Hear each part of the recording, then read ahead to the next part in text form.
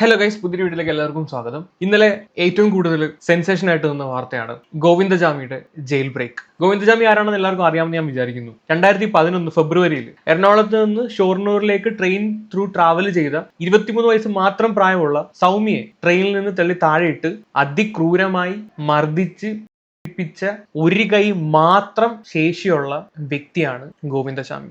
2012 കേരള ഹൈക്കോടതി ഇവനെ തൂക്കിക്കൊല്ലാൻ വിധിച്ചെങ്കിലും 2016 insufficient evidence എന്നും പറഞ്ഞിട്ട് സുപ്രീം കോർട്ട് ജീവപര്യന്തമായി കുറച്ചു. സോ അങ്ങനെ ഇവൻ കണ്ണൂർ ജയിലിലായിരുന്നു കഴിഞ്ഞ ദിവസം വരെ ഉണ്ടായിരുന്നത്. അവിടുന്നാണ് ഇവൻ ചാടിപ്പോയിരിക്കുന്നത്. 100% അവിടെ ഒരു സുരക്ഷാ വീഴ്ച ഉണ്ടായിട്ടുണ്ടെന്നുള്ളത് ഉറപ്പാണ്. അതിനകത്ത് ഒരു സംശയമില്ല. നമുക്ക് അതിനെപ്പറ്റി ഡീറ്റെയിൽ ആയിട്ട് സംസാരിക്കാം. അതിനു മുമ്പ് ഇന്നലെ കണ്ട രണ്ട് മനോഹരമായിട്ടുള്ള കാഴ്ചകൾ കണ്ടുകൊണ്ട് നമുക്ക് ഈ വീഡിയോ സ്റ്റാർട്ട് ചെയ്യാം. ഇവനെ കിണറ്റിൽ നിന്നാണല്ലോ പൊക്കിയെടുക്കുന്നത്. ആ പൊക്കിയെടുത്തോണ്ട് വന്ന സമയത്ത് ഇവന്റെ കാരണം നോക്കി ഒരു ചേട്ടൻ്റെ ഒരു പൊട്ടിരി പൊട്ടി. അതെനിക്ക് അങ്ങ് ഇഷ്ടപ്പെട്ടു. ആ വീഡിയോ കാണിച്ചു തരാം.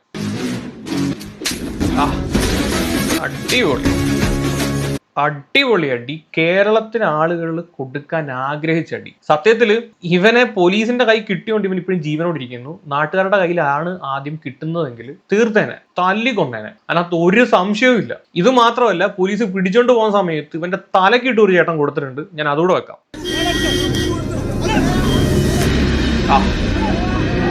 അവന്റെ നോട്ടം കണ്ടോ? ഇവനെ നൊട്ടോറിയസ് എന്ന് പറഞ്ഞാൽ കുറഞ്ഞു പോകും. അത്രയും ക്രൂരനായിട്ടുള്ള ഒരുത്തനാണ് ഇവൻ. കാര്യം എന്ന് പറഞ്ഞാൽ ഇവൻ ജയിൽ ചാടിയത് ഇവൻ സ്വതന്ത്രമായിട്ട് സമാധാനമായിട്ട് നടക്കാൻ വേണ്ടിയിട്ടൊന്നുമല്ല.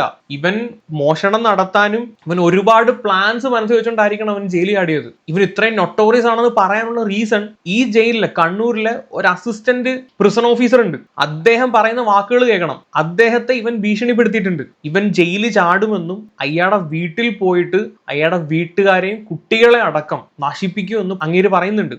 നല്ല സൈക്കോ ആണ്. അപ്പൊ അവന് അങ്ങനെ പലപ്പോഴും പല കാര്യങ്ങളിലും അവനെ നിർബന്ധിച്ച് ജയിൽ നിയമങ്ങൾ അനുസരിപ്പിക്കേണ്ടി വന്നതിന്റെ ഭാഗമായിട്ട് അവൻ ഒരിക്കലും എന്നോട് എനിക്ക് പക്ഷേ ഈ ചാട്ടം വന്ന സമയത്ത് തന്നെ പെട്ടെന്ന് ഓർമ്മ വന്നതും പെട്ടെന്ന് എന്റെ BP കൂടി ഉത്കണ്ഠയൊക്കെ ആയത് ആ ഒരു പറച്ചിലാണ്. എന്നോട് അവൻ പറഞ്ഞത് എന്നോട് അവൻ പറഞ്ഞത് ഞാൻ ജയിൽ ചാടി എനിക്ക് എത്തിപ്പെടാൻ കഴിഞ്ഞാൽ, അതായത് എന്റെ അടുത്ത് എത്താൻ പറ്റി കഴിഞ്ഞാൽ എന്നെ കെട്ടിയിട്ട് എന്റെ വീട്ടിലെ എല്ലാവരെയും അതിക്രൂരമായിട്ട് തന്നെ ബലാത്കാരം ചെയ്യുമെന്നും കൊച്ചു കുട്ടികളുടെ അവരെ പോലും വെറുതെ വിടത്തില്ല. കേട്ടല്ലോ, അത്രയും ദ്രോഹിയായിട്ടുള്ള ഒരുതനാണ്. ആ തലക്കെട്ട ചേട്ടൻ അടിച്ച സമയത്ത് അവൻ നോട്ടത്തിലുണ്ട് അതിനകത്തെല്ലാം. ഇതും പോരാഞ്ഞിട്ട് ഇവൻ ആ കിണറ്റിൽ വെച്ച് കണ്ടതൊരു ചേട്ടനാണ്. ആ കിണറ്റിൽ കിടന്നുകൊണ്ട് ആ ചേട്ടനെ അവൻ വെല്ലുവിളിച്ചു, നിന്നെ കുത്തിക്കൊല്ലുമെന്ന്. പെട്ടെന്ന് പറഞ്ഞു അവനെ കിട്ടിയെന്ന് പറഞ്ഞപ്പോൾ എല്ലാവരും ഓടി അങ്ങോട്ട്. എഗൈൻ ഞങ്ങൾ തിരിച്ചു വന്നപ്പോൾ വീണ്ടും ഒരു സംശയം കൊണ്ട് ഒന്നുകൂടി നോക്കാമെന്ന് പറഞ്ഞിട്ട് ആ ലോക്ക് തുറന്നു പോയതാണ്. വെറുതെ കണ്ടു നോക്കുമ്പോൾ അവനവിടെ കണ്ടില്ല കയർ പിടിച്ച് തൂങ്ങിക്കായിരുന്നു. പമ്പ് കെട്ടി ഇറക്കുന്ന കയറിൽ പിടിച്ച് തൂങ്ങിക്കായിരുന്നു. നമ്മളെ കണ്ടപ്പോൾ വെള്ളത്തിലേക്ക് മുങ്ങിയിട്ട് രണ്ടാമത് നീരാണ്.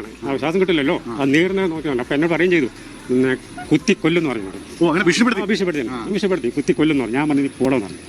അപ്പോഴേക്കും ഞാൻ വച്ചിട്ട് എല്ലാവരും അപ്പുറത്തെ ആൾക്കാരെല്ലാം വന്ന് അവരെങ്ങനെ പിടിച്ച് കയറ്റി. ഇത്രയും ആള് ജയിലിൽ കടന്നിട്ടും അവന്റെ മൈൻഡ് ഇപ്പോഴും ഒരു പക്കാ ക്രിമിനലിന്റെ മൈൻഡാണ്. ഇവനെയാണ് ജീവപര്യന്തത്തിന് ശിക്ഷിച്ചിരിക്കുന്നത്. സ്പോട്ടിൽ തൂക്കിക്കൊല്ലേണ്ട മുതലാണ് ഈ നാറി. അന്ന് സൗമ്യ ഇവൻ കൊന്നതിന് ശേഷം പോലീസുകാർ ഇവനെ പിടിച്ചപ്പോ ഇവൻ പറഞ്ഞ വാക്യം എന്താണെന്നറിയോ? പാൽപായസം കൈ കിട്ടി ആരെങ്കിലും അങ്ങ് വെറുതെ പോകുമെന്ന്. ഈ തരത്തിലാണ് പോലീസിന്റെ അടുത്ത് ഇവൻ പെരുമാറിയത്. മാത്രമല്ല, ഇന്ന് പോലീസ് പിടിച്ചോണ്ട് പോയ സമയത്ത് ക്യാമറയെ നോക്കി ടാറ്റ വരെ ഇവൻ കാണിച്ചു. അപ്പോൾ തന്നെ അതിൽ നിന്ന് മനസ്സിലായി ഇവൻ ഇതൊന്നും ഒരു പുത്തരിയല്ല.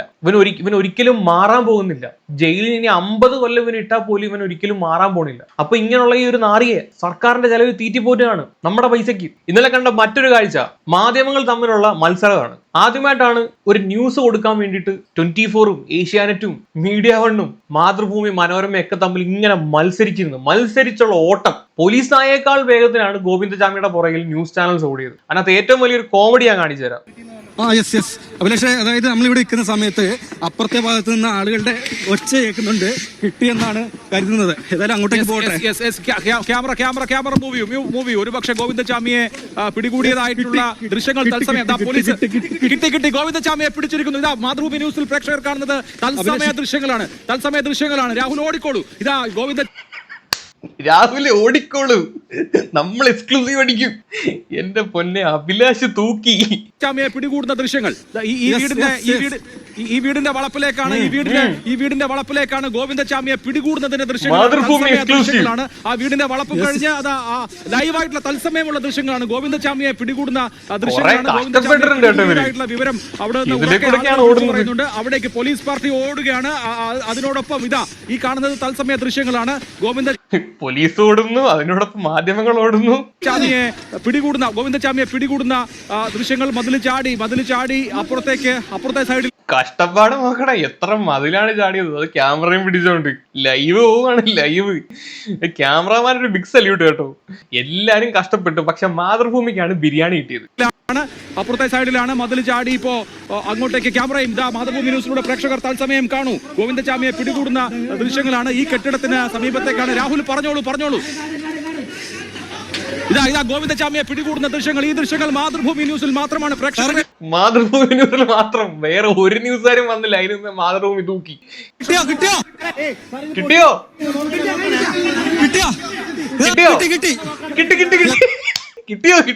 ഇല്ല, കോമഡിക്ക് കിട്ടി. എന്റെ പൊന്നെ, ഇജാതി കോമഡി. ഇന്നലെ വേറെ സംഭവം, ദേഷ്യവും ചിരിയും എല്ലാം കൂടെ ഒരുമിച്ച് വന്ന ഒരു മൊമെന്റ് ആയിരുന്നു. അഭിലാഷ്, ഗോവിന്ദചാമി പിടിയിൽ. കിട്ടി. ഗോവിന്ദചാമി പിടിയിൽ. കെട്ടിടത്തിനകത്ത് ഗോവിന്ദചാമിയുടെ എക്സ്ക്ലൂസീവായ കാട് മൂടി കിടക്കുന്ന സ്ഥലം നമ്മൾ റിപ്പോർട്ട് ചെയ്തില്ലേ? ഗോവിന്ദചാമിയെ പിടികൂടുന്ന ദൃശ്യങ്ങൾ മാതൃഭൂമി ന്യൂസിലൂടെ കാണും. ഗോവിന്ദചാമിയെ കിടത്തിനകത്ത് ഒളിച്ചിരിക്കുകയായിരുന്നു. ഗോവിന്ദചാമിയെ പിടികൂടുകയാണ്. ഗോവിന്ദചാമിയെ പിടികൂടുന്ന ദൃശ്യങ്ങളാണ്. ഗോവിന്ദചാമിയെ പിടികൂടുന്നതിന്റെ തത്സമയ ദൃശ്യങ്ങളാണ്. തളാപ്പിലെ കെട്ടിടത്തിനകത്തുള്ള കിണറ്റിലായിരുന്നു ഗോവിന്ദചാമിയെ ഒളിച്ചിരുന്നത്. ഗോവിന്ദചാമിയെ മാതൃഭൂമി തൂക്കി. ബാക്കി എല്ലാവർക്കും അത്ര ഒരു പെർഫെക്റ്റ് ആംഗിള് വേറെ ആർക്കും കിട്ടിയില്ല. എനിക്കൊന്ന് മാതൃഭൂമി എക്സ്ക്ലൂസീവ് ആയിരുന്നു. 24ഉം റിപ്പോർട്ടറും എല്ലാരും ഓടി. പക്ഷേ അഭിലാഷ് തൂക്കി കേട്ടോ. Cameraman big salute. പോലീസ് പിടികൂടിയിരിക്കുന്നു. പ്രേക്ഷകരെ കണ്ടുകൊണ്ടു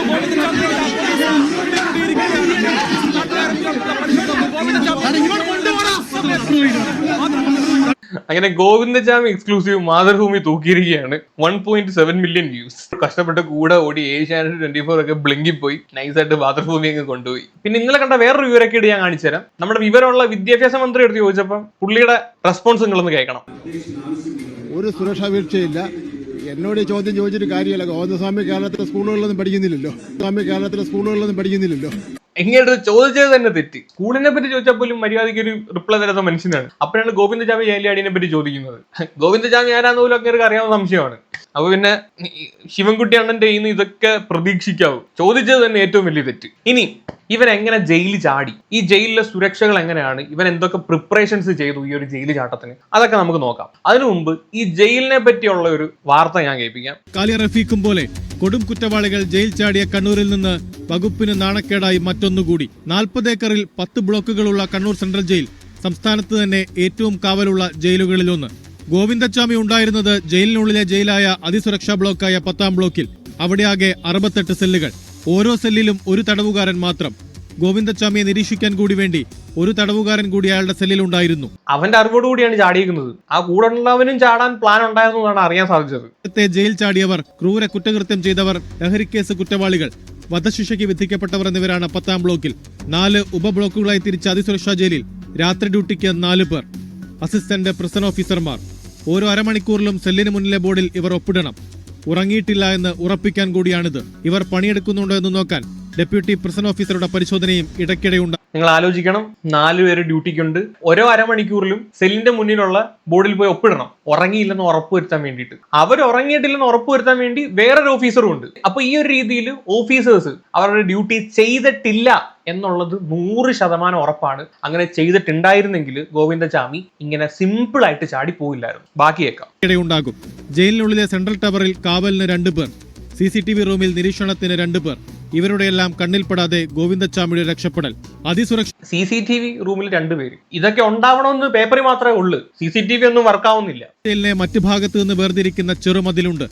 അത് ചാടി ഗോവിന്ദചാമി പുറത്തെത്തിയത് പകർച്ചവ്യാധിയുള്ള തടവുകാരെ പാർപ്പിക്കുന്ന ഭാഗത്ത് 6 മീറ്റർ അകത്ത് തന്നെ ഉണ്ട് 3 മീറ്റർ പൊക്കമുള്ള മതിൽ. അതും അവനെ ഒറ്റക്കൈ വെച്ച് ചാടിയിട്ടാണ് ഈ ക്വാറന്റൈൻ ഏരിയയിലോട്ട് വരുന്നത്. ഇതൊന്നും ഈ മൂവ്മെന്റ് ഒന്നും ആരും കണ്ടില്ല എന്നുള്ളതാണ് ഏറ്റവും വലിയ വീഴ്ച. അല്ലെങ്കിൽ ഏറ്റവും ഇവന്മാരൊക്കെ എന്തോ അവിടെ ചെയ്തുകൊണ്ടിരുന്നത്, ഉറങ്ങുമായിരുന്നോ? എനിക്കത് മനസ്സിലാവാത്തത്. ഉയരമുള്ള ചുറ്റുമതിലും അതിനു മുകളിൽ 1.5 മീറ്റർ പൊക്കത്തിൽ ഇലക്ട്രിക് വേലിയുമുള്ള കൂറ്റൻ മതിലാണ് സെൻട്രൽ ജയിലിന്. തുണിയിട്ട് അതിലൂടെ ചാടി പുറത്തേക്ക്. 6 മീറ്റർ പൊക്കമുള്ള മതില്, അതിന്റെ മുകളിൽ 1.5 മീറ്റർ പൊക്കമുള്ള ഇലക്ട്രിക് ഫെൻസിങ് വർക്കിംഗ് അല്ല, അതിന്റെ മുകളിൽ കൂടെ തുണി ഇട്ടിട്ടാണ് ഇവൻ ചാടിയത്, അത് ഒറ്റ കൈയിൽ. ഇത്രയും കാര്യങ്ങൾ നടന്നിട്ടും അവിടെ ഒരു കുഞ്ഞുങ്ങൾ പോലും അറിഞ്ഞിട്ടില്ല. കൊള്ളാം, അത്രയൊക്കെ ഉള്ളു ജയിലില്. അതായത് ഇവന്മാര് എന്ത് അടിപൊളിയായിട്ടായിരിക്കും അതിന്റെ അകത്ത് ജീവിച്ചോണ്ടിരുന്നത് ഇത്രയും നാള്. എനിക്കത് മനസ്സിലാവാത്തത്. ഇത്ര ഫ്രണ്ട്ലി ആയിരുന്നോ പോലീസുകാർ അതിന്റെ അകത്ത്? ഇവന്മാരെയൊക്കെ ഇങ്ങനെയാണോ നോക്കുന്നത്? ഇത് കഴിഞ്ഞിട്ടില്ലേ, തുടങ്ങിയിട്ടുള്ളൂ. ഇതിന്റെ പ്രിപ്പറേഷൻ വരുമ്പോഴാണ് ഇവന്മാർ ഇതിന്റെ അകത്തുള്ള പോലീസുകാർ എന്ത് ചരച്ചോണ്ടിരിക്കുകയാണെന്ന് മനസ്സിലാവാത്തത്. അപ്പൊ കേട്ടല്ലോ, ഇത്രയും സുരക്ഷകൾ ആ ജയിലിലുണ്ട്, ഇതൊന്നും പാലിച്ചിട്ടില്ല. ഇനി ഇവന്റെ പ്ലാനിങ് ആൻഡ് പ്രിപ്പറേഷനിലോട്ട് വരാം. ഇവൻ മനഃപൂർവ്വം റൈസ് കട്ട് ചെയ്തു ലീൻ ആവാൻ വേണ്ടിയിട്ട്. ഇവന്റെ ഒരു ഫോട്ടോ ഞാൻ കാണിക്കാം. ഇത് പഴയ ഫോട്ടോ, ഇത് പുതിയ ഫോട്ടോ. രണ്ടും തമ്മിലുള്ള വ്യത്യാസം നോക്ക്. നമ്മുടെ നടന്മാരെ പോലും ഇത്രയും വലിയ ട്രാൻസ്ഫോർമേഷൻ നടത്തത്തില്ല. അതും ജയിലിൽ ആടാൻ വേണ്ടിയിട്ട് ഈ രീതിയിൽ ചപ്പാത്തി മാത്രം കഴിച്ച് ഇത്രയും ട്രാൻസ്ഫോർമേഷൻ നടത്തിയിരിക്കുകയാണ്. ഇതിന്റെ റീസൺ എന്താണെന്ന് വെച്ച് കഴിഞ്ഞാൽ, ഒന്നോ രണ്ടോ കമ്പി കട്ട് ചെയ്ത് കഴിഞ്ഞാൽ അതിന്റെ ഇടയിൽ കൂടെ ഞൂഴ്ന്ന് പോവാം. രണ്ടാമത്തെ റീസൺ, ഇവൻ ഒറ്റയ്ക്കാണ് ഈ ഒരു ജയിൽ ചാടിയെന്നാണ് പറയുന്നത്. ഒറ്റയ്ക്ക് ജയിലിൽ ആടുന്നവന് ഇവൻ ഒറ്റ കയ്യേ ഉള്ളൂ. അന്നേരം ഈ ഒരു കയ്യിൽ ഇവന്റെ വെയിറ്റ് ബാലൻസ് ചെയ്യാൻ വേണ്ടിയിട്ട് അത്രയും വെയിറ്റ് കുറച്ച് ഇവൻ, അതും ഒരു റീസൺ ആണ്. പറഞ്ഞു മനസ്സിലായോ? അപ്പോ ഈ 2 റീസൺ കൊണ്ടായിരിക്കണം ഇവൻ മനഃപൂർവ്വം ചപ്പാത്തി കഴിച്ച് ഇത്രയും വെയിറ്റ് കുറച്ചത്. ഒറ്റ കൈ കൊണ്ട് ഇവനെ തൂങ്ങി അപ്പുറത്ത് വീഴാൻ വേണ്ടിയിട്ട്. ഇവൻ വേറെ ആരുടെയും സഹായം ഉണ്ടായിട്ടില്ലെങ്കിൽ സ്റ്റിൽ എനിക്ക് ഇവന് ഒറ്റ കൈ കൊണ്ടാണ് ഇതൊക്കെ ചെയ്തതെന്ന് വിശ്വസിക്കാൻ ബുദ്ധിമുട്ടുണ്ട്. പക്ഷെ ഇവനെ പണ്ട് പിടിച്ച ആ ഓഫീസർ ഒരു കാര്യം പറയുന്നുണ്ടായിരുന്നു, ഇവൻ ഭയങ്കര പവർഫുൾ ആണ്, ഇവൻ ഭയങ്കര കേപ്പബിൾ ആണ് ഇത് ചെയ്യാൻ വേണ്ടിയിട്ട്. ആ ഒരു വീഡിയോ ഞാൻ വെക്കാവേ. ഭയങ്കര ആരോഗ്യവാനാണ്. നമുക്ക് അവനെ മറ്റൊരാളുടെ സഹായം ഇല്ലാതെ ഇത്തരം കുറ്റകൃത്യങ്ങൾ ചെയ്യാൻ പ്രാപ്തനാണ്. മാനസികമായിട്ടും ശാരീരികമായിട്ടും ഇത്തരം കുറ്റകൃത്യങ്ങൾ ചെയ്യാൻ പ്രാപ്തനായ ഒരാളാണ്. കാരണം എന്താണെന്ന് വെച്ച് കഴിഞ്ഞാൽ, ഞാനിപ്പോൾ ഒരു 6 അടികളിലൊക്കെ ഉള്ള ഒരു പോലീസ് ഓഫീസറാണ്. എന്നെ പോലുള്ള 2-3 പോലീസുകാർ, 3-4 പോലീസുകാരും ഇവനെ പിടിച്ച ആ സമയത്ത് ഇവന്റെ കൈയൊന്ന് പിടിച്ച് ഒതുക്കാൻ നോക്കിയിട്ട് എനിക്ക് പറ്റിയിട്ടില്ല. ഞാനൊക്കെ വേർത്തു പോയി. അതാണ് അവൻ്റെ ആരോഗ്യസ്ഥിതി, അതാണ് അവൻ്റെ മെന്റൽ പവറും അവൻ്റെ മറ്റേ ബോഡി പവറും. അപ്പോൾ അവന് ആരോഗ്യമില്ല. ഈ പെൺകുട്ടി 50ഓളം കിലോ വെയിറ്റുള്ള ഈ പെൺകുട്ടിയാണ് പെൺകുട്ടി വീണ് കിടന്ന റെയിൽപാളത്തിൻ്റെ അവിടെ നിന്ന് എടുത്തു കൊണ്ടുവന്ന് മറ്റൊരു റെയിൽപാളത്തിന് 50 മീറ്ററോളം മാറിയിട്ടുള്ള വേറൊരു റെയിൽപാളത്തിൻ്റെ അവിടെ കൊണ്ടുപോയിട്ട് ഇത്തരം ക്രൂരമായ കുറ്റകൃത്യം ചെയ്തത്. അത് ഒറ്റ കൈ കൊണ്ട് പൊക്കിയെടുത്തിട്ട് കൊണ്ടുവരുന്നതല്ലേ. അപ്പോൾ ഇവൻ ഒറ്റ കൈയേ ഉള്ളെങ്കിലും ഇവൻ പവർഫുൾ ആണ്. മാത്രമല്ല, ഈ സൗമ്യ കേസ് അന്വേഷിച്ച ഫോറൻസിക് സർജൻ ഒരു കാര്യം പറയുന്നുണ്ട്. ഈ സൗമ്യയുടെ റിപ്സിന്റെ അടുത്ത് നിന്ന് ഇവന്റെ ഫിംഗർ പ്രിന്റ് 5 വിരലും, സാധാരണ 4 വിരലല്ല 5 വിരലും ആഴത്തിൽ പതിഞ്ഞ പാടുകൾ കിട്ടിയിട്ടുണ്ട്. എന്ന് പറഞ്ഞാൽ അത്രയും സ്ട്രോങ് ആയിട്ട് പിടിച്ചാൽ മാത്രമേ അത്രയും ആഴത്തിൽ ആ ഒരു പാടുകൾ പതിയത്തുള്ളൂ. അവരും പറയുന്നുണ്ട് ഇവൻ ഒറ്റ കൈയുള്ളെങ്കിൽ ഇവൻ ഭയങ്കര സ്ട്രോങ് ആണ്. സോ എന്തൊക്കെ പറഞ്ഞാലും സ്റ്റിൽ ഞാൻ വിശ്വസിക്കുന്നില്ല ഇവൻ ഒറ്റയ്ക്കാണ് ഇതെല്ലാം ചെയ്തതെന്ന്. ഇവൻ ഇത്ര പവർ ഉണ്ടെന്ന് പറഞ്ഞാൽ പോലും ഒരു കൈ ഉള്ളതിന്റെ പരിമിതികളുണ്ട്. ഇത് 1-2 മീറ്റർ ഉള്ള മതിലല്ല, 7 മീറ്ററിന് മുകളിൽ ഇതുള്ള മതിലാണ്. ഇവൻ ഇപ്പോഴും പറയുന്നത് ഇവൻ ഒറ്റയ്ക്കാണ് ഇതെല്ലാം ചെയ്തതെന്നാണ്. പക്ഷെ കൂടുള്ള ആളുകൾക്ക് ഇവൻ ഈ പരിപാടി ചെയ്യാൻ പോകുന്നതെന്ന് അറിയാമെന്നും പറയുന്നുണ്ട്. പിന്നെ വേറൊരു സംഭവം എന്ന് പറഞ്ഞു കഴിഞ്ഞാൽ, ഇവൻ ഈ ജയിലിൽ ഇവന് ബിരിയാണി കിട്ടുന്നില്ലെന്ന് പറഞ്ഞ് അടിയുണ്ടാക്കിയവനാണ്. അപ്പോ അങ്ങനെയുള്ള ഒരുത്തൻ ഒരു സുപ്രഭാതത്തില് പെട്ടെന്ന് താടി വളർത്തി അല്ലെങ്കിൽ റൈസ് കട്ട് ചെയ്ത് ചപ്പാത്തി മാത്രം ആക്കുക എന്ന് പറയുമ്പോൾ തന്നെ ഇവന്റെ ബിഹേവിയറുള്ള ചേഞ്ച് ഈ പോലീസുകാർ നോട്ടീസ് ചെയ്തില്ല. അത് വേറൊരു കാര്യം. എന്ന് പറഞ്ഞാൽ ഒരു തരത്തിലും ഇവന്മാരെ ഒന്നും അവിടെയുള്ള പോലീസുകാർ ശ്രദ്ധിച്ചിട്ടില്ല എന്നുള്ളതാണ്. ഇനി അടുത്ത ഏറ്റവും വലിയ വീഴ്ച എന്ന് പറഞ്ഞു കഴിഞ്ഞാൽ,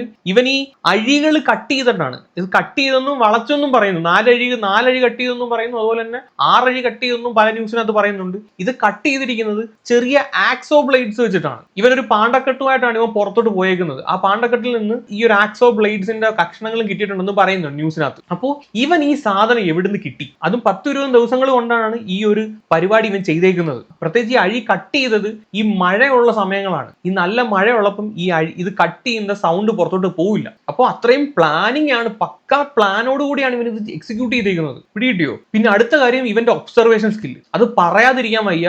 ഇവൻ കൃത്യമായി CCTV ഇല്ലാത്ത സ്പോട്ട് ഏതാണെന്ന് ഐഡന്റിഫൈ ചെയ്തിട്ടുണ്ട്. അതുപോലെ തന്നെ ആ മതിലിന് മുകളിലുള്ള ഇലക്ട്രിക് ഫെൻസിങ് അവിടെ 1.5 വർഷത്തോളമായിട്ട് ഇലക്ട്രിസിറ്റി ഉണ്ടായിരുന്നില്ല എന്നും അറിയാം ഇവന്. അവിടുത്തെ തടവ് പുള്ളികൾക്ക് അറിയാം. ഒന്ന് ആലോചിച്ച് നോക്കുക, ജയിലിന്റെ മുകളിലുള്ള ഇലക്ട്രിക് ഫെൻസിങ് അതില്ലെന്ന് അവിടുത്തെ തടവ് പുള്ളികൾക്ക് എങ്ങനെ മനസ്സിലായി? അല്ലെങ്കിൽ അവർക്ക് എങ്ങനെ അറിയാം? അപ്പോൾ നിരന്തരമായിട്ട് അവർ ചെക്ക് ചെയ്യുന്നുണ്ടാവും ഇത് ഇലക്ട്രിസിറ്റി ഉള്ളതാണോ ഇല്ലയോ എന്ന്. അത്രയും ഗുരുതരമായിട്ടുള്ള വീഴ്ചയാണ് അവിടെ നടക്കുന്നത്. ഇതിനെ ജയിലെന്ന് വിളിക്കാൻ പറ്റും. എന്നാൽ പിന്നെ ഇവന്മാരെ അങ്ങ് അഴിച്ചു വിടുന്നില്ലെന്നല്ല ഇതിനേക്കാളും ഭേദം. പിന്നെ അടുത്തത് ഇവൻ ഗെറ്റപ്പ് ചേഞ്ച് ചെയ്തു. നേരത്തെ കാണിച്ച ഫോട്ടോ ഉണ്ടല്ലോ, ആ ഗെറ്റപ്പാണ് ഇപ്പം. ഇവന്റെ 4 ഫോട്ടോ എടുത്ത് നോക്കിക്കഴിഞ്ഞാൽ 4 ഗെറ്റപ്പാണ്. ഇത്രയും ട്രാൻസ്ഫോർമേഷൻ ഒന്നും ഈ അടുത്തിടയ്ക്ക് ആരും ചെയ്തിട്ടില്ല. ഒരു സിനിമാ നടന്മാർ പോലും ചെയ്തിട്ടില്ല. ഇവൻ ഷേവിങ് അലർജി ആണെന്ന് പറഞ്ഞിട്ടെന്തോ ആണ് ഇവൻ ബിയേഡ് ഭയങ്കരമായിട്ട് വളർത്തിയത്. കാര്യം പുറത്തോട്ട് ഇറങ്ങുമ്പോൾ ആളുകൾ റെക്കഗ്നൈസ് ചെയ്യാതിരിക്കാൻ വേണ്ടിയിട്ട്. അതും ഒരു ശബരിമല സെറ്റപ്പിലാണ്. ഇവൻ പുറത്തോട്ട് പോകുന്ന ആദ്യം പുറത്തിറങ്ങിയത് ഒരു ബ്ലാക്ക് ഷർട്ടും ബ്ലാക്ക് പാന്റും ഇട്ടുകൊണ്ടാണ്. തലയിൽ ഒരു ബാണ്ടക്കെട്ടും ഉണ്ട്. പോകുമ്പോൾ ശബരിമലയിൽ പോകുന്ന ലുക്കാണ് കിട്ടുന്നത്. ആളുകൾ ആയിരിക്കും വല്ല അയ്യവന്മാര് ശബരിമലയിൽ പോകണം.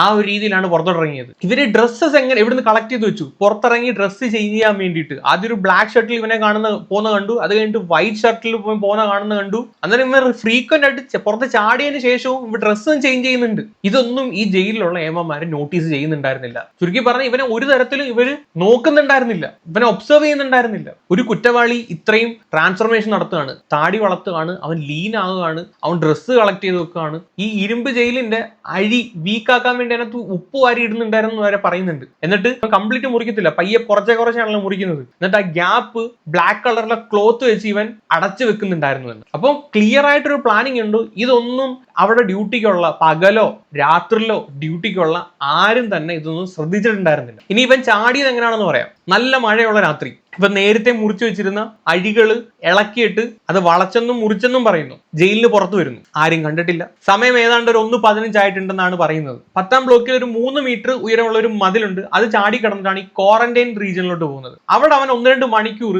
അവിടെ അവൻ ഇരുന്നു എന്നുള്ളതാണ്. ആ സമയവും ഇവൻ ജയിലിനകത്താണ്, കോമ്പൗണ്ട് വിട്ട് പോയിട്ടില്ല. 2 മണിക്കൂറുകളോളം ആ ക്വാറന്റൈൻ ബ്ലോക്കിന്റെ അടുത്ത് ഇവൻ ഇരിക്കുമ്പോഴും ജയില് വേക്കന്റ് ആണ്, അവിടെ ആരും ഇല്ല. ആ 2 മണിക്കൂറും ഒരു പരിശോധനയ്ക്കും ഒരു പോലീസുകാരൻ പോലും വന്നിട്ടില്ല. നേരത്തെ പറയുന്നുണ്ടായിരുന്നല്ലോ അരമണിക്കൂർ ഇടവിട്ട് പോയി ഒപ്പിടണമെന്ന്. അതൊന്നും അവിടെ നടന്നിട്ടില്ല. ഇതിൽ നിന്ന് വ്യക്തമാണ്. അങ്ങനെ വന്നിട്ടുണ്ടായിരുന്നെങ്കിൽ അവൻ ചാടിയ മൊമെന്റ് ആ 2-3 മണിക്കൂർ ആ ക്വാറന്റൈൻ ബ്ലോക്കിന്റെ അടുത്ത് ബ്ലോക്ക് ആയി നിന്ന സമയത്ത് ഇവനെ പിടിക്കാമായിരുന്നു. അതിനുശേഷം മെയിൻ മതിലിന്റെ അടുത്തോട്ട് വരുന്നു.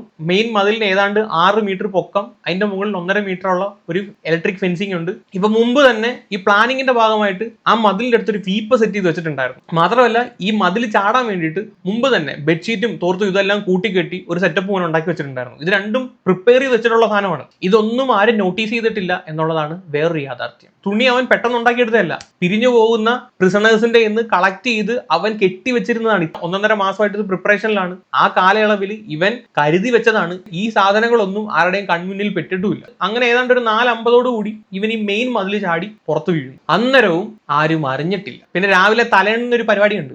ആദ്യത്തെ തലയെണ്ണലിനകത്തും ആള് മിസ്സിംഗ് ആണെന്ന് മനസ്സിലായില്ല. പിന്നെ എന്തോ ഒരു സംശയം തോന്നി ഒന്നുകൂടെ എണ്ണിയപ്പോഴാണ് ഒരാൾ മിസ്സിംഗ് ആണെന്ന് മനസ്സിലായത്. അങ്ങനെ ഗോവിന്ദചാമിയുടെ സെല്ലിൽ പോയി നോക്കിയപ്പോൾ ആളില്ല. പിന്നീടുള്ള സർച്ചിങ്ങിലാണ് മതിലിന്റെ പുറത്ത് പുതപ്പ് കിടക്കുന്ന കാണുന്നത്. അപ്പോഴാണ് ഇവൻ ചാടിപ്പോയെന്ന് അവിടെയുള്ള ഏമാമാര് മനസ്സിലാക്കുന്നത്. അപ്പോഴേക്കും സമയം രാവിലെ 6 മണി. പിന്നീട് അറിയാലോ ഇവൻ ചാടിപ്പോയെന്നുള്ള വിവരം കംപ്ലീറ്റ് മീഡിയയിൽ വരുന്നു, ഭയങ്കരമായിട്ട് വൈറലാവുന്നു. ആ സമയത്താണ് ഇവനെ ഒരു നാട്ടുകാരൻ കാണുന്നത്. അയാൾ പറയുന്നതാണെന്ന് വെക്കാം. ഒരാൾ നടന്നുപോയി.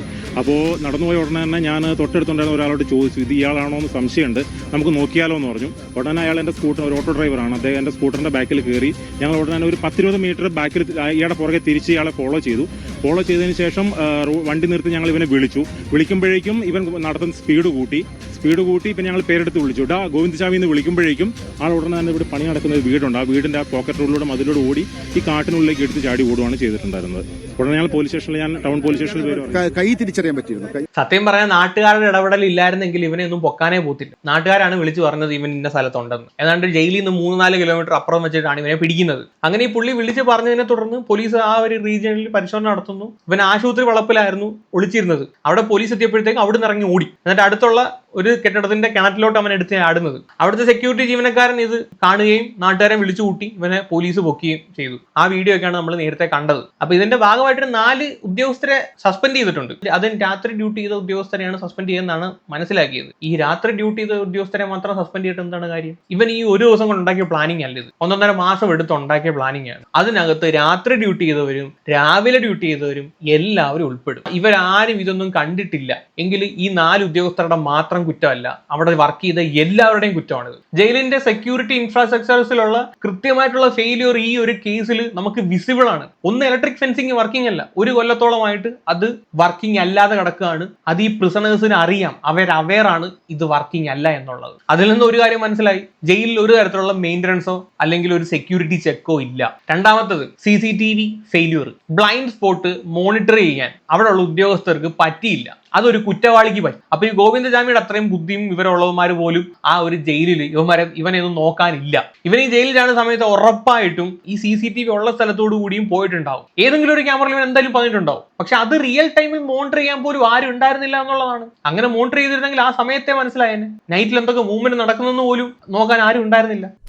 അടുത്ത ഫെയിലിയർ ഇവൻ കട്ട് ചെയ്യാൻ വേണ്ടിയിട്ട് ടൂള് കളക്ട് ചെയ്തു എന്നുള്ളതാണ്. ഏതാണ്ട് 20 ദിവസം എടുത്തിട്ടാണ് ഇവൻ ഈ ഒരു ബാറ് കട്ട് ചെയ്യുന്നത്. ആ 20 ദിവസവും ഈ ബാറ് വീക്ക് ആണെന്ന് അവിടെ ജോലി ചെയ്യുന്ന ഏമാർക്ക് കണ്ടുപിടിക്കാൻ പറ്റിയില്ല.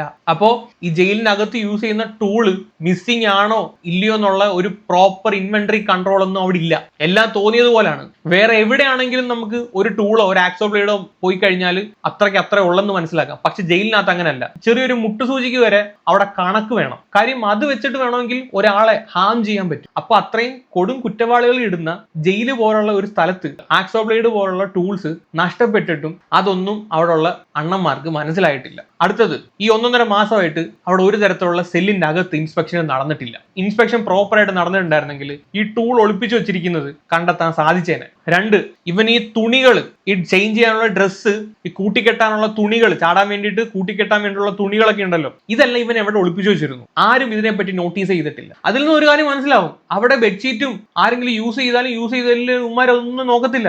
ആർക്ക് വേണമെങ്കിൽ തൂങ്ങിച്ചാവാം ഈ സാധനം കൊണ്ടുപോയിട്ട്. ആർക്ക് വേണമെങ്കിലും ഒരുത്തന്നെ കഴുത്തി അരിച്ച് കൊല്ലാം. അപ്പൊ ടൂൾസ് അവൈലബിൾ ആണ്, ബെഡ്ഷീറ്റും തോർത്തും ഇതുപോലുള്ള കാര്യങ്ങളൊക്കെ അവൈലബിൾ ആണ്. ഇതിനെങ്ങനെയാണ് ജയിലെന്ന് വിളിക്കാൻ പറ്റുന്നത്? ഇനി ഒരു തരത്തിലും ജയിലെന്ന് വിളിക്കാൻ പറ്റുന്നില്ല. ഇത്രയും ഫ്രീഡം അവിടെ ഉണ്ടോ ഇത്രയും വലിയ കുറ്റവാളികൾക്ക്? ഇതാണോ ജയില്? ഇതിനേക്കാളും ഭേദം അഴിച്ചു വിടുന്നതാണ്. ആ ഗേറ്റൂടെ തുറന്നു വിടും. അവന്മാർ തോന്നുമ്പോൾ പോയിട്ട് തോന്നുമ്പോൾ പുറത്തു വരട്ടെ. എന്റെ മെയിൻ ആയിട്ടുള്ള വേറെ സംശയം പറയാം. ഇത് ആദ്യമായിട്ടായിരിക്കത്തില്ല ഇവിടെ ഇങ്ങനെ ഒരു സംഭവം നടക്കുന്നത്. കൃത്യമായിട്ടുള്ള പാർട്ടി ഗുണ്ടകളൊക്കെ കൊണ്ട് പാർപ്പിക്കുന്ന ഇടമാണ് ഈ കണ്ണൂർ ജയിൽ. അവന്മാർ മിക്കവാറും എന്നും ഈ വഴിയായിരിക്കും പോയും വന്ന് നിൽക്കുന്നത്. അവർക്ക് തോന്നുമ്പോൾ പുറത്തു പോകും, തോന്നുമ്പോൾ അകത്ത് വരും. ഈ ഒരു സാധനം ഗോവിന്ദചാമി കണ്ടു. അവൻ ആ വഴി തന്നെ എസ്കേപ്പ് ആവാൻ ശ്രമിച്ചു. മനഃപൂർവ്വം ആയിരിക്കണം അവിടെ ഈ ഫെൻസിങ് ഇല്ലാതെ വരുന്നത്, അല്ലെങ്കിൽ അവിടെ ഒരു blind spot, CCTV blind spot കൊണ്ടുവെക്കുന്നത്, അധികം ചെക്കിംഗ് ഇല്ലാതെ വരുന്നത്. അല്ലാതെ ഗോവിന്ദചാമിയെ പോലെ ഒരുത്തൻ ഇത്രയും ബുദ്ധിപരമായിട്ട് ഈ ഒരു പാറ്റേണിൽ മൂവ് ചെയ്യാവുന്ന അവനൊരിക്കലും കണ്ടെത്താൻ പറ്റുമെന്ന് എനിക്ക് തോന്നുന്നില്ല. ഇവന്റെ കണ്ണിൽ പെട്ടിട്ടുണ്ടായിരിക്കണം ഈ ഒരു രീതിയിൽ ആളുകൾ ഇവിടുന്ന് രക്ഷപ്പെട്ടിട്ട് ജയിലിൽ നിന്ന് പുറത്തു പോയിട്ട് അവന്മാരുടെ പരിപാടികളെല്ലാം കഴിഞ്ഞിട്ട് അകത്ത് വരുന്ന ഒരു സെറ്റപ്പ് ഇവിടെ ഉണ്ടായിരിക്കണം, ഉറപ്പായിട്ടുണ്ടായിരിക്കണം. ആ ഒരു പാത്ത് ഫോളോ ചെയ്തിട്ടാണ് ഇവൻ ഈ ഒരു ജയിലിൽ ആടിയത്. അതിന് പ്രൂവ് ചെയ്യാനും നമുക്ക് പറ്റത്തില്ല. കാര്യം CCTV ഒന്നുമില്ല. മനസ്സിലായോ? അപ്പൊ സർവേലൻസ് ഇല്ല, സെക്യൂരിറ്റി ടെക്നോളജി ഇല്ല, ടൂളിന്റെ കൺട്രോൾ ഇല്ല, പ്രോപ്പർ ഇൻസ്പെക്ഷൻ ഇല്ല, മെറ്റീരിയൽ ചെക്ക് ഇല്ല, നൈറ്റ് സർവേലൻസ് ഇല്ല, ഒരു റൊട്ടീൻ ഡിസിപ്ലിൻ ഇല്ല, അവിടുത്തെ സ്റ്റാഫിന് പ്രോപ്പർ ആയിട്ടുള്ള ഒരു ഡ്യൂട്ടി റെസ്പോൺസിബിലിറ്റി ഇല്ല. ഇങ്ങനെയുള്ള മേജർ വീഴ്ചകളാണ് ഈ കണ്ണൂർ ജയിലിൽ നടന്നിരിക്കുന്നത്. അപ്പോ ഒറ്റ കൈയുള്ള ഇവന് ചാടാമെങ്കിൽ ഏത് നാറികൾക്കും ഏത് പട്ടികൾക്കും ചാടി പോകാൻ പറ്റും ഇങ്ങനെയുള്ള ഒരു ജയിലിൽ നിന്ന്. പിന്നെ ഇവനെയൊക്കെ എന്തോ ഉണ്ടാക്കാനാണ് ഈ ജയിലിൽ കൊണ്ടിടുന്നത് എനിക്ക് മനസ്സിലാവുന്നില്ല. ഇങ്ങനെ തീറ്റിപ്പോറ്റി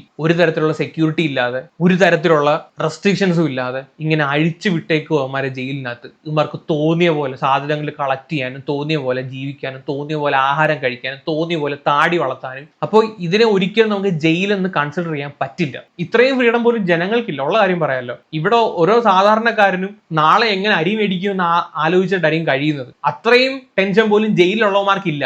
അവന്മാർ സുഖമായിട്ട് ജീവിക്കുന്നു അതിന്റെ അകത്ത്, ഒരു റെസ്ട്രിക്ഷൻസും ഇല്ലാതെ. 3 നേരം ആഹാരം കിട്ടുന്നുണ്ട്, എല്ലാം കിട്ടുന്നുണ്ട്. എന്താണെങ്കിലും ഇവനെ വിയൂർ സെൻട്രൽ ജയിലിലേക്ക് മാറ്റുമെന്നാണ് അറിയാൻ സാധിച്ചത്. ഇനിയുള്ള ഇവന്റെ അവസ്ഥ എന്താണെന്ന് ഉള്ള ഒരു റിപ്പോർട്ട് ഞാൻ വെക്കാം, അതുകൂടെ ഒന്ന് കേക്ക്. മാറ്റാൻ വേണ്ടി ജയിൽ ചാടിയ ഗോവിന്ദചാമിക്ക് ഇനിയുള്ള നാളുകൾ അത്ര നല്ലതായിരിക്കില്ല എന്നുള്ളതാണ് ഈ വിയൂർ അതീവ സുരക്ഷാ ജയിലിലേക്ക് എത്തിക്കുമ്പോഴുള്ള പ്രധാനപ്പെട്ട കാര്യം. കാരണം ഏകാന്ത സെല്ലിലായിരിക്കും ഇനിയുള്ള കാലം ഗോവിന്ദചാമിയെ പാർപ്പിക്കുക. അങ്ങനെയെങ്കിൽ ആരുമായും ഒരു തരത്തിലുള്ള സൗഹൃദങ്ങളോ അല്ലെങ്കിൽ സംസാരിക്കാനോ പോലും കഴിയില്ല.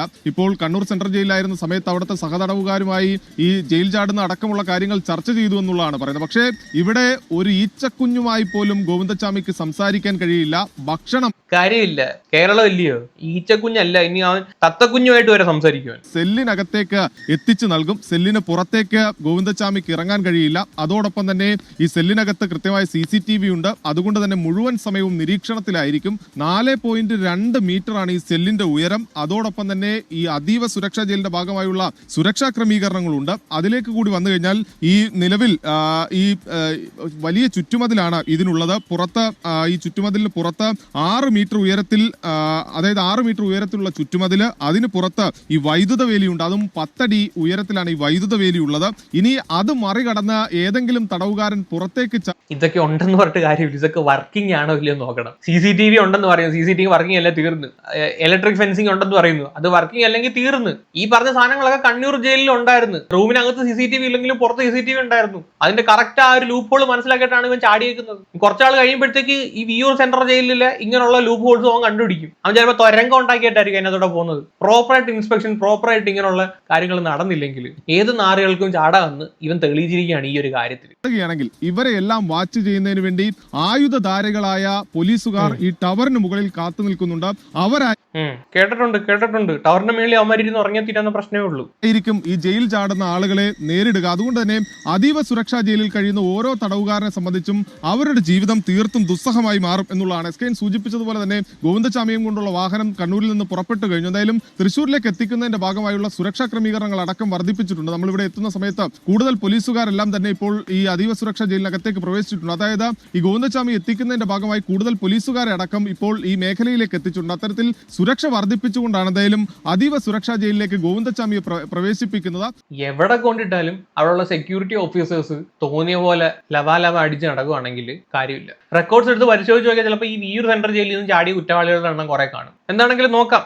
ഇത് വല്ലാത്ത ഒരു ചാട്ടമായി പോയി. ഇവനെ ജയിലിലോട്ട് തിരിച്ച് കൊണ്ടുവരില്ലായിരുന്നു. അറ്റ്ലീസ്റ്റ് ഇവന്റെ ഒരു കാലങ്ങൾ തല്ലിപിടിക്കണമായിരുന്നു. എന്തായിരുന്നു വേണ്ടിയിരുന്നത്? കൊണ്ടിട്ട് ഇനിയും തീറ്റി പോറ്റുക. ഇപ്പോഴത്തെ ജയിലിനകത്ത് കട്ടിലൊക്കെ ഉണ്ടെന്നാണ് പറയുന്നത്. AC കൂടെ വെച്ചോടുന്ന സെറ്റ് ആയതിനെ. ഫുഡൊന്നും ഇനി എടുക്കാൻ പോയെന്നും വേണ്ട, കൊണ്ടവർ കൊടുക്കും, കൈ കൊണ്ട് കൊടുക്കും, തിന്നാൻ മാത്രം മതി. കൂടുതലൊന്നും പറയില്ല. നമ്മുടെ നാട് എങ്ങോട്ടാണ് പോകുന്നത്? സിസ്റ്റം ഫെയില്യൂസ്. കേരളത്തിലെ ഇപ്പൊ എത്ര ഫെയില്യൂസ് ആണ് ഉണ്ടായത്? സ്കൂളിന്റെ മുകളിൽ കൂടെ ഇലക്ട്രിക് കമ്പി പോയിട്ട് അതിനകത്ത് പിടിച്ചൊരു പയ്യൻ മരിച്ചു. പരോളിലിറങ്ങിയ ചെന്താമര കൂടെ വെട്ടിക്കൊല്ലുന്നു. കോട്ടയം മെഡിക്കൽ കോളേജിൽ അവരുടെ നെഗ്ലിജൻസ് കാരണം ബ്ലോക്ക് ഇടിഞ്ഞു വീഴുന്നു, അതിലും ഒരാൾ മരിക്കുന്നു. എടുത്തു പറയാനാണെങ്കിൽ ഇതുപോലെ കുറെ ഉണ്ടാവും. ഇതെല്ലാം നമ്മുടെ സിസ്റ്റത്തിന്റെ ഫെയിലിയേഴ്സ് കൊണ്ട് മാത്രം ഉണ്ടാവുന്നതാണ്, അല്ലാതെ മനഃപൂർവ്വം ഉണ്ടാവുന്നതല്ല. അത് ഒരു മേഖലയും മാത്രമല്ല, എഡ്യൂക്കേഷൻ മേഖല, ഹോസ്പിറ്റൽ മേഖല, ജയില്, അങ്ങനെ ഓരോ മേഖലകളിലും കൃത്യമായിട്ടുള്ള ഫെയിലിയേഴ്സ് നമുക്ക് കാണാൻ പറ്റുന്നതാണ്. ഇതിന്റെയൊക്കെ ഉത്തരവാദികൾ ഒരേ ഒരാൾ മാത്രമാണ്, നമ്മുടെ ഗവൺമെന്റ് മാത്രമാണ് ഇതിന്റെ ഉത്തരവാദികൾ. നിങ്ങളുടെ പ്യുവർ നെഗ്ലിജൻസ് ഈ ഓരോ കേസിലും കാണാൻ പറ്റും. നമ്മുടെ നാട്ടിലെ എല്ലാ മേഖലകളും